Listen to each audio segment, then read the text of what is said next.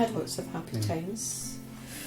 Very happy time at Glengowan, very happy time at Larkhall Academy.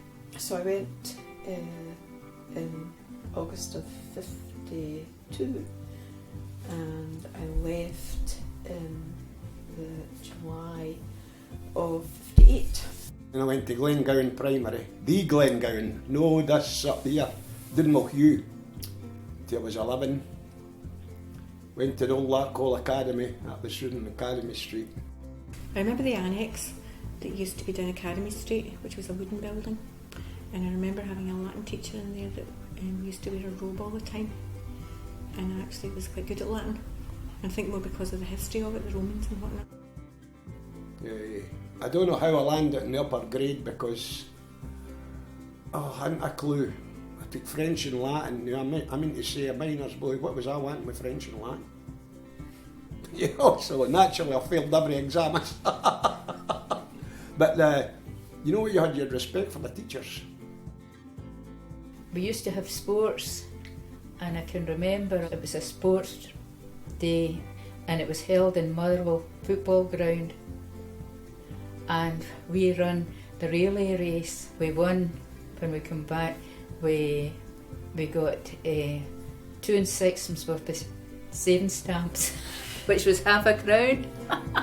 that was the prize we got for that. Swin Hill, the Protestant and Catholic boys and girls went to the same school until they were 8, and then at the age of 8 we travelled in the bus together, and one went, like myself for example, went to Robert Smelly School here in Hill, and the Catholic boys and girls went to St Mary's Primary School. Everybody played with each other. We played football and that in the street, and there wasn't any rivalry as children. What I found it was with adults, and it was there when we went to the Protestant school. It was the first time that I really came across sectarianism. Your pals that were Catholics, you played with them all your life, it was never an issue. The only time it became an issue is when they went to a different school. Sometimes they said, look, the Protestant school, well there's really no such thing as a Protestant school, it's a non-denominational school. But that was never an issue. I think these things become issues when people get older. The priest used to come about the school and that, and in the playground and that, and if you weren't the chapel on a Sunday, they would, I don't know how they knew, but they would turn around and they would know, and they said, didn't they see you on Sunday? I hope to see you next week. And they knew the ones that weren't there. And I don't know how they did it, but they must have a magnet. And a photographic memory. When we were young, we were all made to go to Sunday school. Even at school, every morning at assembly, you prayed. Every day in the school, you had a prayer at the beginning of the school day. That's right. And nowadays I don't think you can do that in case you offend some people and all this type of thing, but I think it should be brought back. There's a lot of values we could bring back.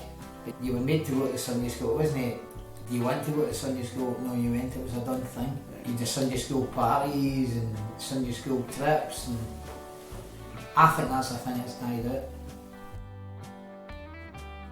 At that time, there weren't any girls allowed in the YMCA, because obviously it's the Young Men's Christian Association. We had been running for the school and different things, and people had said, why don't you join the YM? They've got coaches there and different things. So we went along and spoke to them, and they said, yeah, you can come and you can run. We used to train Tuesdays, Thursdays and Saturdays, Sundays, and then on Saturdays from about February right through to October we'd be away at Highland Games or running all over the place in different parts of Scotland. So we get in a minibus and away we went, and it was great. When I was in the Scouts and when I ended up as an assistant Scoutmaster, we used to get all these kids walking from the other end of the town all the way down here and all the way back, and not once did anyone complain. You know, we talk about obesity today. You know, these kids weren't. No. Maybe one lad in the Scout group was just maybe a wee bit roly-poly, but other than that, they were all up for it. Yeah. Weekend camps and what have you. Very strong memories of playing out in the fields, and also with crawling through the hedge next door to the joiner's factory, which was next door, and eating the joiner's pieces. The miners walking home for work in the afternoon would give us the sandwiches. They didn't eat either, the pieces as they call it.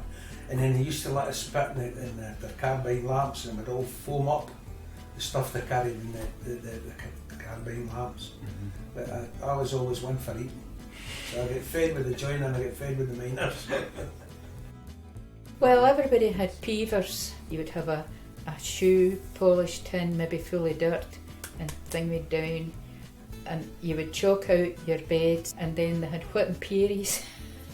You had a peerie, and you had a big did fancy designs in the top of it with chalk and a thong and a stick, and you used to have that.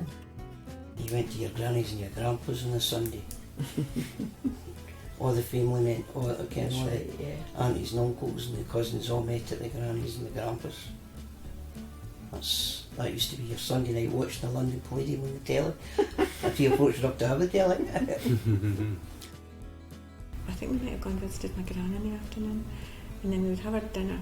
And I remember there was some programme that Akerbilk used to play music on. He was a musician. It was some kind of thing, sort of brass thing that he played, and all the family sat down to watch this programme after we had a dinner. And that was I remember that as a really nice time, because it was all quiet and we were all doing the same thing, which was good. I was 15. I was still, as I say, managed to get an odd pint or two and go to skating, go to dancing, discover women. Highlights of my life. There was a pub that quite seemed to accept us. Alright, we were lying through our teeth and we tell them what age we were, but we get the odd pint. Not necessarily all the time, but the odd pint. A lot dependent on who was there and what was happening. You know what, like you're a boy. You're out wanting to play and you see, especially a teenager, then the girls come into the dancing. So there was a lot of different things come into your...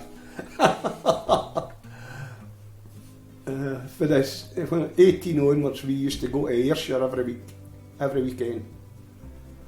Auchinleck on a Friday, Cumnock Hall on a Saturday, and Lugar on a Sunday.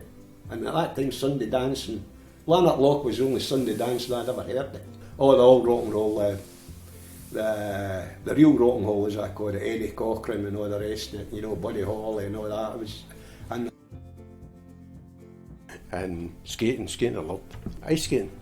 We used to go to Crossmalouf, Paisley, but being proficient at it was good because you attracted the women. So that was why you were proficient at it. Well, when you were at fourth year at the academy, you got what they call a careers advice officer, and you went and had a wee interview with them, and they looked at your results. So my results were all looking towards either secretarial or banking or something like that. So I had an interview with Scottish Power, and that was over in Motherwell at that time, big head office. It wasn't Scottish Power, it was SCCB at that time. TSB was the one that took me through all the different stages, did a test, did the interview, got the job. I left the school on the Friday and I started in Simpson's Dax on the Monday morning, which was a massive education for me because 15-year-old, I thought I was quite savvy. I walked down this main passage along the rest of them and there was some 400 women shouting obscene remarks at me.